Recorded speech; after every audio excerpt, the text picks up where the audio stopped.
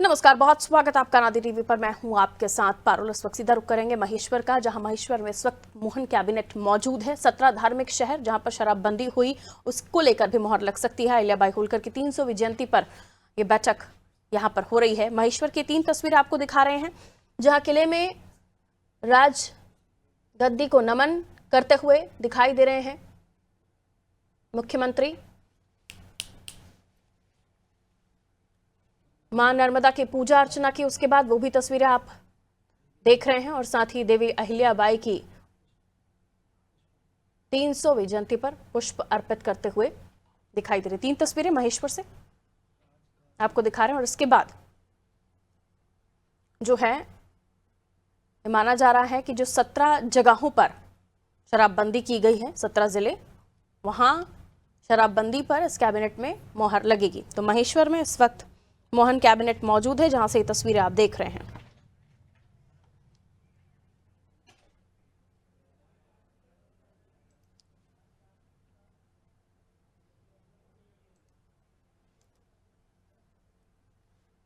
तो महेश्वर में आज कैबिनेट बैठक बुलाई गई है, जहां उज्जैन समेत 17 ऐसे शहर जहां पर शराबबंदी की खबर कल भी हमने आपको दिखाई थी, और उस पर आज इस कैबिनेट में मोहर लग सकती है।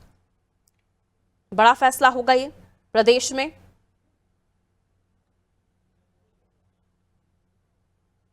ट्रांसफर पॉलिसी पर भी यहां पर चर्चा हो सकती है। जानापा उद्वन सिंचाई परियोजना, महेश्वर जानापा उद्वन सिंचाई परियोजना का भी शिलान्यास, और उसके अलावा महेश्वर साड़ी तैयार करने वाली महिला बुनकरों से भी संवाद। यह वो कार्यक्रम है जो महेश्वर में होने हैं। मां अहिल्या को पुष्प अर्पित किए हैं, राजगद्दी के दर्शन किए हैं, और उसके बाद खबर कि पूरा मंत्रिमंडल घाट पर पहुंचा है। मां नर्मदा की आरती की है, उन्हें चुनरी अर्पित की है। तो ये तस्वीरें भी आप देख रहे हैं।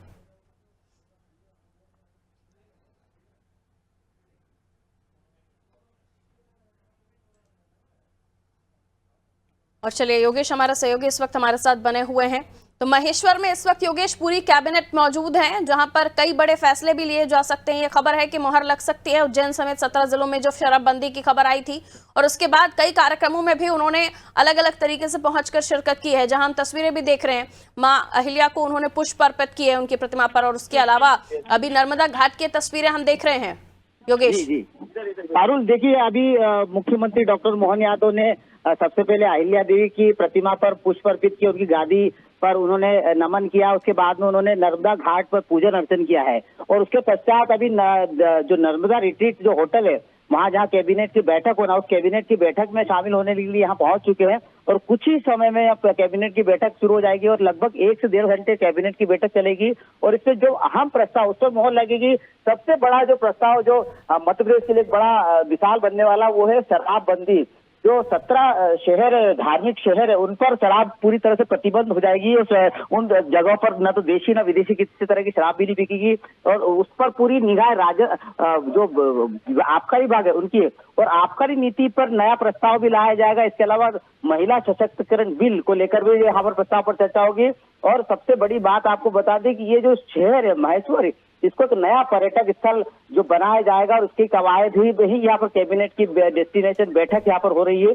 और यहाँ के जब नागरिकों से हमने जो चर्चा की, जब हमने उससे बातचीत की, तो उनको भी बड़ा हर्ष का विषय हो रहा है कि इस तरह का प्रस्ताव जो मध्य प्रदेश सरकार ला रही है, 17 जो धार्मिक स्थलों पर शराबबंदी है, वो बहुत स्वागत योग्य। और इस तरह का प्रस्ताव अगर सफल हो जाता है, और अगर पूरे प्रदेश में शराबबंदी पर प्रतिबंध लग जाता है, शराब पर प्रतिबंध लग जाता है, तो शायद इस तरह से नशे में जो डूबे युवा है वो कहीं ना कहीं भटकने से बच जाएंगे। और शाम को मुख्यमंत्री डॉक्टर मोहन यादव कई विकास की योजनाएं जो उनकी भी स्वीकृति देंगे, और 1000 करोड़ के विकास कार्य को यहाँ पर लोकार्पण होगा। उसके अलावा जो महेश्वर और मंडलेश्वर की जनता है, यहाँ के जो निमाड़ की जनता, उनको संबोधित भी करेंगे। और हो सकता है संबोधन में कोई ऐसा कोई घोषणा कर दे जिसको लेकर मध्य प्रदेश में एक नई मिसाल बने। जी पारुल। बिल्कुल, तो एक बड़ा निर्णय यहाँ पर लिया जा सकता है, जो काफी लंबे समय से जिसको लेकर न केवल राजनीति होती रही है बल्कि इसको लेकर प्रयास भी होते रहे हैं, और उसके साथ ही अब ये जब इस पर मुहर लग जाएगी तो बहुत सारी चीजें हैं जिनमें हम बदलाव देखेंगे।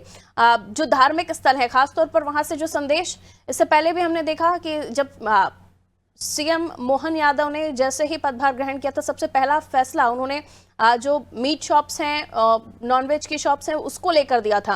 और अब एक और बड़ा कदम इसे माना जा सकता धार्मिक स्थलों पर शराबबंदी को लेकर जो मोहर लगेगी उसके लिहाज से। लेकिन उसके अलावा भी सिंचाई परियोजना के साथ साथ कई और चीजें हैं जिसको लेकर इस कैबिनेट में फैसले लिए जा सकते हैं। योगेश जी, सिंचाई परियोजना पर लगभग 982 करोड़ रुपए खर्च होना, और इसको इसलिए बहुत अच्छा माना जा रहा है कि जितने 152 गांव के जो किसान हैं उनको सिंचाई के लिए जो है नर्मदा का जल सीधा मिलेगा, और उससे जो किसान बड़े खुश हैं। जो इंदौर के आसपास का जिला है, जो महू तहसील के गांव है, उसके अलावा खरगोन जिले के जितने गांव हैं वहां पर सिंचाई के नर्मदा का जल जो सिंचाई के लिए मिलेगा और खेतों में सीधे नर्मदा का जल पहुंचेगा। इसके बाद से जो कृषि के मामले में मध्य प्रदेश को जाना जाता है और अग्रणी बनेगा इस तरह से योजनाओं के शुरू होने से। पारुल, बिल्कुल, बहुत शुक्रिया योगेश जानकारी के लिए। तो 300वीं जयंती अहिल्याबाई की जिसको समर्पित ये डेस्टिनेशन कैबिनेट हो रही है, और 17 नगरों में शराबबंदी को लेकर भी यहाँ फैसला हो सकता है, मुहर लग सकती है उस फैसले पर भी। इसके साथ ही कई और निर्णय जिनको लिया जाएगा। महेश्वर जानापावा उद्वन सिंचाई योजना को लेकर जो शिलान्यास की खबर है वो भी, इसके साथ साथ शराबबंदी पर निर्णय और भी कई महत्वपूर्ण फैसले होंगे जो इस कैबिनेट में लिए जा सकते हैं। खबर है कि महेश्वर की जो प्रसिद्ध साड़ी है उसको तैयार करने वाली जो बुनकर महिलाएं हैं उनसे भी संवाद मुख्यमंत्री करेंगे। और चलिए आपको सुनवाते हैं मुख्यमंत्री डॉक्टर मोहन यादव ने क्या कुछ कहा है, सुनिए। विरासतों को सबके बीच में लाने के अभियान में लगी हुई है। उसी सिलसिले में अहिल्या महारानी का 300वां जन्मोत्सव चल रहा है। ऐसे में पूरे वर्ष हम बहुत सारे अलग अलग प्रकार के कार्यक्रम कर रहे हैं। इस साल का दशहरा भी अहिल्या माता को समर्पित किया था। बाद में इंदौर में भी हमने शस्त्र पूजन का कार्यक्रम किया है। आज कैबिनेट कर रहे हैं। कैबिनेट में कई सारी लोक हितैषी भावनाओं का अहिल्या माता को शासन को याद करते हुए पुण्य स्मरण का एक बार फिर मौका दे रहा है। और इस अवसर पर अहिल्या माता के मायके पक्ष से भी श्रीमान राजेंद्र शिंदे जी, अध्यक्ष विधान परिषद महाराष्ट्र, और रिचर्ड साहब जो अहिल्या महारानी के वंश के राजा हैं, उनको भी उनके साथ हमने पूरे आयोजन में उनके किले में, गढ़ी में महारानी जहाँ बैठती थी, हमारी माँ साहब जहाँ जहाँ जिस प्रकार से शासन की व्यवस्था कराती, उन सबको देखने का, उनके प्रति श्रद्धा के साथ समाज के सामने चित्र आए, इस तरह से एक बड़ा अच्छा कार्यक्रम बनाया है।